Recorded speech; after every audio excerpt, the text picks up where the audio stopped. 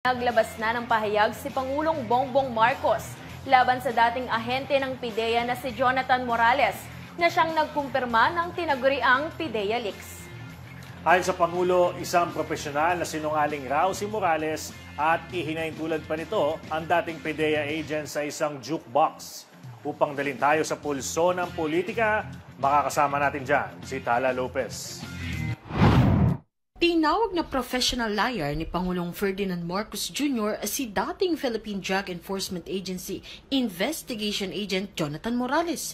Si Morales ang nag-aakusa kay Pangulong Marcos Jr. at aktres na si Maricel Soriano na gumagamit umano ng iligal na droga, batay sa sinasabing nag-leak na dokumento noong 2012. Sa ambush interview kay Pangulong Marcos Jr. sa pagbisita nito sa General Santos City, sinabi nito na walang saysay ang mga pinagsasabi ni Morales na kilalang professional liar. Ipinunto ng Pangulo ang mga kaso nitong false testimony, kaya mahirap na ani ang paniwalaan nito, lalo na tila ang pagsisinungaling din ang kanyang ikinabubuhay. Inihalimbawa pa ng Pangulong Marcos Jr. si Morales sa isang jukebox na huhulugan ng pera para kantahin kung ano ang gusto. You know, this fellow is a professional liar. At parang jukebox yan eh. Kung ano ihulog mo na, basta maghulog ka ng pera, kahit anong kantang gusto mo, kakantay niya. Kaya hindi ko walang saysay. Tignan mo na lang ang kanyang record.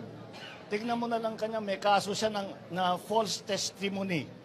Yan, ganyan. Ilan bang marami siyang history na kung sino-sino sinasangkot, kung saan-saan.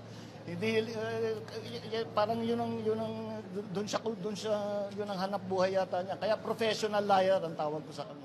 Noong isang araw, sinita na rin ni Senate President Juan Miguel Zubiri ang nagpapatuloy ng pagdinig sa Senado kaugnay sa PIDEA leaks, kung saan nagpaalala ito sa mga kasamahan na maging maingat, lalo na kung wala namang mga matibay na ebidensya at para hindi magamit sa pamumulitika. Ako, si Tala Lopez, para sa Kwentong Politiko.